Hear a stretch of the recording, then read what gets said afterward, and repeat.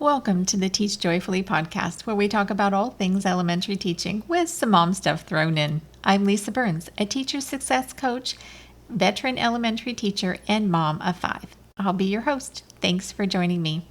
As hard as it is to start thinking about next school year, now's the time that important conversations are being had in your school and district. In order to have a voice in these conversations and truly come out better in the fall, you need to start thinking about what next year ideally would look like in various situations.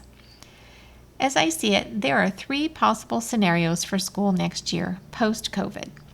Online school, regular classroom, modified, and a hybrid model. Now, there can be lots of variations of these, but those are really the 3 basic models. So let's talk about the online school model. What you've done so far is not online schooling. It is not homeschooling, it is crisis schooling. Online school is much more than that. Now, while we have tried out lots of things and refined our techniques and figured some things out, truly, this is the time to start putting all that together and coming up with what really works. And that means taking inventory. What went well? What did you love about the online school model? What actually did you do well? What did other teachers do well that you really thought were great ideas? Make a list. You're going to need that. Here's the hard part. What has not gone well? Taking a look at all the things that we have not gone well and that we have not liked about online schooling is an important piece. It's hard to look at where we haven't done well or what it is that we want to change, but this is how we make those changes and come out better for them. What will you do differently? If you were faced with this model in the fall, and maybe you won't start out this way, but it might turn out that you wind up here again, you need to be ready. What will you do differently? Now here's the next part. Making it work effectively. This is the area that I think so many people have either struggled with or done exceptionally well. There's not a lot of in between. Making things work effectively as an online school model means that you need to do some actual teaching. Now, for some teachers, this might mean that you're recording lessons and posting them so that students can view them and then go on to do the work. If you're not actually doing any instruction, students aren't learning. They're just figuring things out on their own. They don't need you for that. In order to make online school effective, we have to actually be teaching. I know that a lot of teachers, all they've been able to do is provide assignments for their students. They simply haven't had the capabilities to do anything differently. And some of them simply haven't had the knowledge to do anything differently. Well, it's time to figure it out. There are 2 ways that you can deliver instruction in an online model. You can either deliver your instruction live or you can deliver a recording. Some teachers are doing a little bit of both. Any of these solutions is fine. The reality is, though, if we are not doing any actual teaching, then students aren't doing any learning. They're just marking time. Anyone can give a child a stack of work to do, but they're not learning anything if you haven't taught anything. So figure out how it is that you're actually going to teach. You can teach the major lesson once a week, a couple days a week, or every day, however it is that you want to do this. You can teach lessons once a day, once a week, or a couple of times a week. It will vary from week to week even sometimes. It just depends on what needs to be taught and how your students are doing with it. Sometimes you might have to jump in and add in an extra lesson simply because students are struggling with a concept. As teachers, we need to be prepared, flexible, and responsive to the needs in our class. Once you've prepared your lessons that you're going to teach, you'll need to provide materials to support students in their learning. Decide what materials you need to provide students in order for them to practice what you've taught. If you need students to have some materials in front of them during your lesson, you'll need to have that prepared and instructions for them to have them ready. Not everything students do should be for a grade. In fact, most of it should simply be practice. It is much more difficult for students in a virtual classroom than it is in a physical classroom. You really do need to give them a lot of grace. They need a chance to try things out, make mistakes, and to give you feedback on their understanding so that you can adjust your teaching accordingly. The next piece would be small group instruction. This is a piece that has fallen by the wayside in so many classrooms simply because it is so hard to figure out. The next piece is small group instruction. Create a regular schedule for small group instruction virtual meetings. Plan for them just like you'd plan for a small group in your classroom. The difference is you'll be preparing a mix of slides for shared reading texts and other teaching materials and whiteboard time for explanations, practice, etc. You might also have some short clips or videos in order to help explain things further to students. The last piece is some sort of support for parents, either virtual office hours or regular email support. If you get common questions over and over again, I highly recommend that teachers consider doing a video for those common questions and posting that, so families have an easy way to reference exactly what it is that you're trying to explain to them. If they can see it, it's so much easier. The second option is going back to a regular classroom model. Now, it won't look like any classroom model that you've had before. It will be modified in some way, depending on what state you're in, what county you're in, what school district you're in, and even which school you're in. It will have differences, but we can prepare for some overall things. First off, we need to consider seeing things through our COVID eyes. And that means things like shared supplies, something I have always detested. Shared supplies are a hotbed of germs. I know it's convenient, I know it's simple, and I know that it's something that we've done, especially in the primary grades, a lot. Shared supplies have got to go. The next question is, what do we do with manipulatives? It is really difficult to do a great job of teaching in the elementary years without manipulatives, especially for math, but also for language arts and lots of other things. How do we find a balance?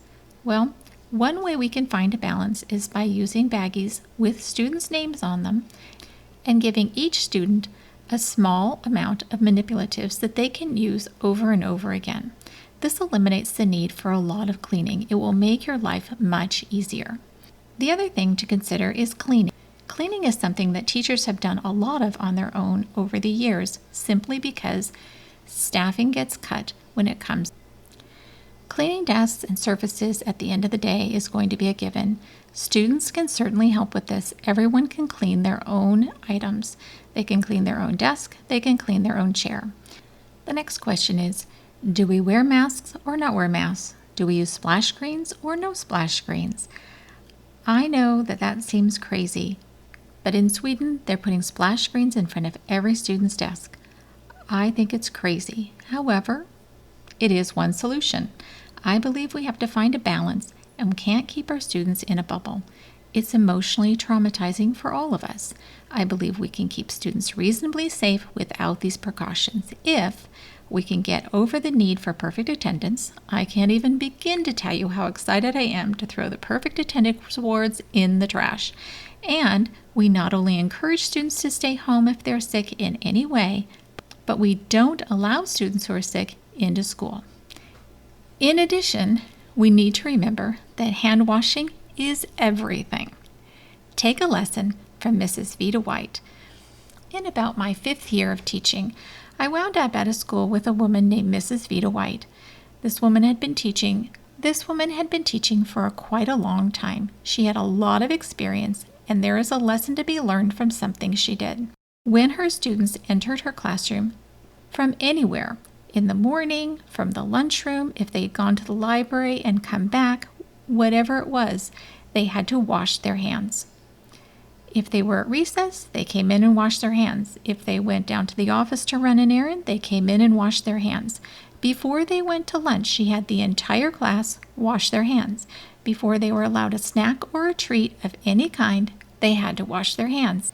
If students went to the restroom, when they came back, they had to raise their hands as they walked in the door, so she knew at a glance that they had remembered to wash their hands after they went to the restroom. Otherwise, she sent them to the sink to go wash their hands. Yes, again. Here's the thing. Vita White's class had the best attendance in the school, actually in the district, every single year. Her students were out sick hardly ever. Why? Because they washed their hands constantly. This is a lesson that we can take and apply it today. Having everyone, including the teacher, wash their hands as soon as they enter the classroom will save us a lot of sickness and keep everyone safer. A note about hand sanitizer. I know that there's classrooms out there that simply don't have a sink. That makes it very hard for students to constantly be washing their hands. There are times you can take the whole class to the restroom and they can go and wash their hands. But anytime a student has to leave the room and then come back, that's going to be pretty tricky. Hand sanitizer is not my favorite. I do believe that over time it does destroy our immune system. However, in a pinch, it might be all you have. In which case, this is what you'll use. Hand sanitizer every time you come back into the classroom. Some things should stay the same with some modifications because it's best for students. Our classroom library should not be tossed out the window. Physical books are good for students, much better than online books. I know that there's a big advocacy for using online books. Students who read with physical books typically have better reading habits and are better readers long term. Once you get to a certain point and you're a good reader, going to online books can be just fine. But learning to read with online books is a terrible idea. So how to handle a class library?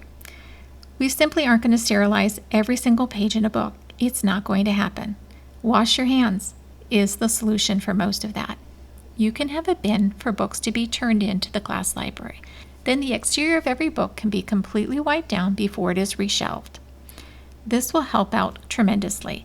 Will there still be germs within the page of the book? Probably. But you know what? We simply can't avoid every germ in the world. It's not going to happen. It's not realistic. And we're just going to have to get over it. Just wash your hands. Manipulatives. As I said before, manipulatives can easily be split up amongst the class into separate baggies so that every child has simply their own pack that they can use.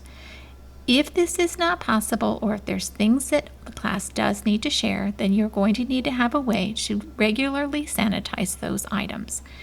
If they're plastic, it's easy to put them in a bin, put in some bleach and water, and give them a wash. Lay them out to dry.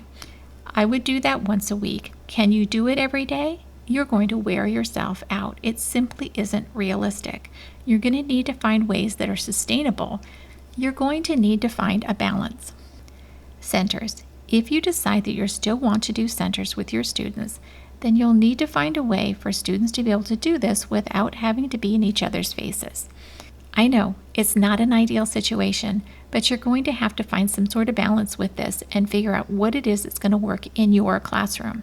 Every classroom is a different size and shape, and you have different kinds of things available to you. You're going to have to take a look at what you have, what you really do need to do and provide, and figure it out from there. Playground time. Students need outdoor time. They need brain breaks. How are you going to handle this? Certainly there's ways to go out to recess and keep kids busy without having play equipment. Are you going to use the play equipment or are you not going to use play equipment? Will you allow them to have a ball? Will you allow them to have a jump rope? Will you allow them to be on the play equipment? Will they allow to play on the swings? All of these are decisions that will need to be made. They will be made at the school level, but you're going to need to figure out what is okay with you so that you can be part of that conversation. You're certainly going to have to create some new systems in addition to all of these things in order to make things work. Daily desk cleaning at the end of the day is one of those systems. If you have other groups that use your room after school, then do desk cleaning first thing in the morning instead. I sincerely doubt most schools will have groups in the school other than simply students in classes at this point in time, but at some point that might happen. You'll need to figure that out if it does. The third model, the hybrid model. There are quite a few schools that will start talking about doing something like a hybrid model, which means part-time in school and part-time at home. This model probably will be more common than you would think, simply because it provides some sort of social distancing. Now, social distancing and children, I don't know how much that actually goes together, but we can certainly try. If you're doing a hybrid model, there are a couple ways it can work. You could do whole class for a day or two, and then students will wind up home with the rest of their work, or you can do a partial class one day and a partial class another day, and you could be switching between groups. So the last model is the hybrid school model. This is where students will be alternating between working at school and working at home. This can be done as a whole class, a partial class where you switch between groups on different days of the week, and even within that, you might have different variations of teaching full days and half days. This can be an ideal model. Do all of your actual teaching time and meet individually or in small groups with students physically in person. I think it is a beautiful way to do things. It works really well, it saves you a lot of recording time, and you get to actually be there to really gauge where your students are. It holds everybody accountable. Teaching new content when students are in school and working on assignments and practice work at home is an ideal situation. When students are working from home, just like in the online school model, you can provide a video or simply do written instructions. It's up to you. The nice thing about a video is it certainly reminds students of exactly what it is that you expect and any kind of key points that you want them to remember.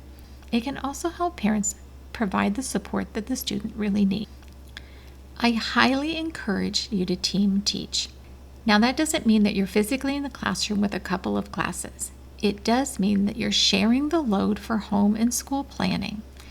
Anytime we start something new and change things up as teachers, it takes more work to get it going properly. Sharing the load of planning and prepping with other teachers in your grade level will make this so much easier. Work together to come up with a plan and then distribute the work. Consider each of your strengths and use that to your advantage. Share teaching videos and materials so that you're not all recreating the wheel all the time. Honestly, it's completely possible to be successful in any of these models. We just need to plan accordingly. There's help. You don't have to do this alone. You can join me for a full day online of plan and prep. We'll plan and prep all the details for your school year regardless of the model your school has chosen. I'll help you reduce the overwhelm, move forward with confidence, and feel prepared to handle your new normal. I'll help show you how you can teach to your very best ability while making the most of the resources that you've been given and still working within whatever constraints your school or district has given you. We'll talk about how to differentiate effectively in your classroom simply without creating more work for you. I'll put a link in the show notes so you can check it out and see if it's a good fit for you. So a quick recap. Get ready for tough conversations and decisions. You've got to be prepared. You need to know what kind of options you have in order to advocate for what you think is best. Teachers need to be part of these conversations. Once you know the model that your school will be using, you can start planning for success. I have a checklist for you to help you get started. I'll put the link in the show notes. I have links to all kinds of resources and a free new normal teaching models guide for you so you can be part of the conversation in your school and district. All of this is in the show notes on my website at www.hopeineducation.com/podcast. Grab the freebies at www.hopeineducation.com/vault. That link is in the show notes as well. So that's it, my teacher friends. We are out of time. Thanks so much for joining me today. If you liked today's episode, I'd love it if you go to Apple Podcasts or wherever you listen and leave a review. And while you're there, hit the subscribe button so you'll never miss an episode. Also, you can continue the conversation online with me in the Facebook group, the Teach Joyfully community, where elementary teachers can connect, get help, and encouragement for all kinds of education and parenting topics. You can find the show notes and the links to all the resources mentioned in today's episode on my website at www.hopeineducation.com/podcast. And remember, a happy teacher is a good teacher. Until next time, teach joyfully and take care of you.